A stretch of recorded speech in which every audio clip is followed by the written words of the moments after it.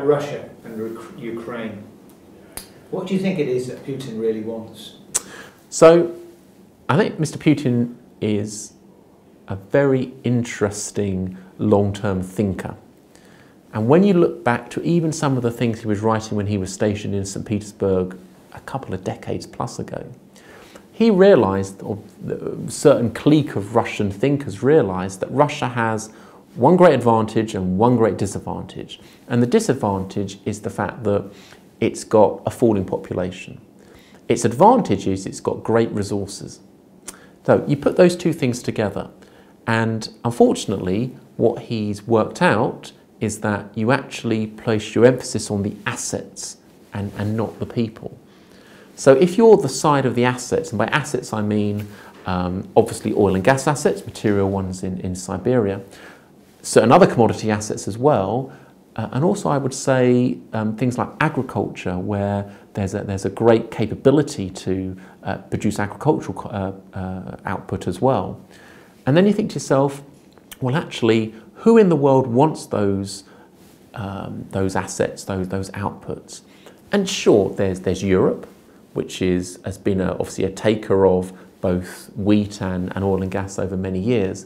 But the big change on the block is the rise and rise and rise in demand from China. So what I think Mr. Putin is trying to get the world in the position of is for Russia to be the supplier of last resort to some extent of both commodity areas, both oil and gas and various agricultural grades. Now that's difficult because clearly you're not influencing or in control of other potential suppliers of last resort. We've seen things like in the US, a big development of their oil and gas industry recently. But think about China and think about the geographical proximity to it. And that is a trade relationship that Russia can really exploit over time to be the big, at the margin supplier of commodities to China. So consequently, if you're going to do that, you have got to try and extract best terms. Now, the Chinese are hard negotiators, and that's the trouble for Mr. Putin. He knows that. China's a big buyer, but that also gives you a lot of market power and strength. They need the output. They need oil and gas, and they need commodities. They know they can't hope to produce those domestically, but everybody else knows that as well. Russia's geographic proximity makes it hugely sensible for Russia to supply them, but the Chinese are hard negotiators.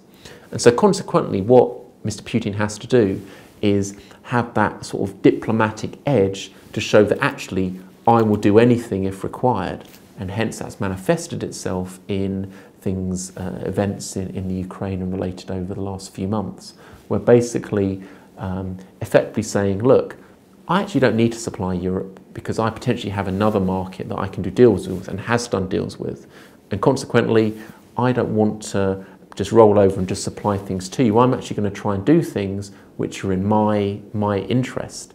And ultimately all of this is about trying to extract better terms from Europe.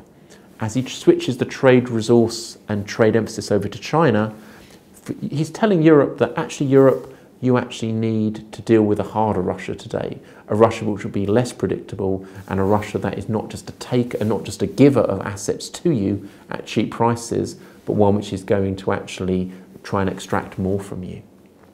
So I think there's a big diplomatic game going on here. Some people are trying to perceive that he's trying to recast the old USSR again. I think that's wrong. I think he realises that militarily and whatever, he can't get himself bogged down in that sort of setup. I think this is all about trying to create tension in order to get the most out of relationships with China and relationships with Europe as well. Because here's the other thing, Europe actually is, at some extent, highly reliant upon, at least at this moment in time, gas from Siberia and related. And that's something that Putin would like to exploit more, I'm sure. And if you look at the alternative suppliers out there, who are they? Well, they're in other less stable areas of the world. So all of this instability and troubles and strife and tension should lead over time to higher commodity prices, which should benefit Russia. And funnily enough, when that happens, Mr. Putin will just dampen things down a little bit. What's going on with the ruble crisis then?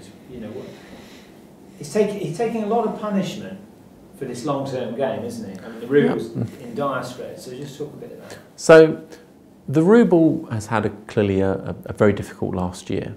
Tactically and interestingly, the ruble over the last month in sort of February 2015 has actually had its best month for a number of years, but that reflects the fact that it's clearly fallen a long way in previous months. But you think about Russia, and you think about the fact that they are playing two games here. One is a long-term game about the value of commodity exports, be it oil and gas or be it agricultural grades, to countries such as China and Europe. You think about what currency those commodities are set in or denominated in. Typically they're dollars, which is interesting. And so if the ruble goes down at a certain level, Russian commodity exports in dollars won't be impacted. Now, the Chinese, of course, realise this and hence are trying to get things denominated in rubles because they're not stupid and consequently trying to benefit from it that way. But a falling ruble per se for a commodity export-centred country is not a disaster per se.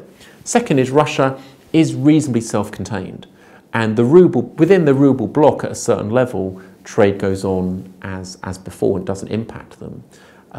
So whilst you're getting some clearly issues such as higher import prices and other things at the margin related to this, such as some of the sanctions impacts and whatever, actually, is it something which ultimately Mr. Putin worries about hugely? The answer is no. What, though, I think he has to be aware of is the inevitable role of a currency as a country's external virility symbol, in the sense that he's very well aware that his political opponents could say, well, you know, the ruble used to be this many against the dollar and now it's this. And clearly as an indication of strength of the economy, a currency is an important signalling indicator. But as I say, if you believe that what he's trying to do is to refocus or make the most of those commodity assets that Russia has, over time, given the demand from China and some of the instabilities inherent within the commodity world, actually that may be the best way for the Russian economy to move forward. May not be the best for its individuals, its peoples, its populace, but as I said, Russia has prioritised assets over people, and as a way of Russia Economic Inc. making the most of what it's got, that may be good. And consequently from that, you could perceive that the ruble ultimately will do the best out of that. So I think Mr. Putin's playing a long game here. Should be aware of these short-term issues, but I don't think he's going to be particularly worried about it. He'll blame it on international speculators and the like. You can imagine the pushbacks you can give short-term.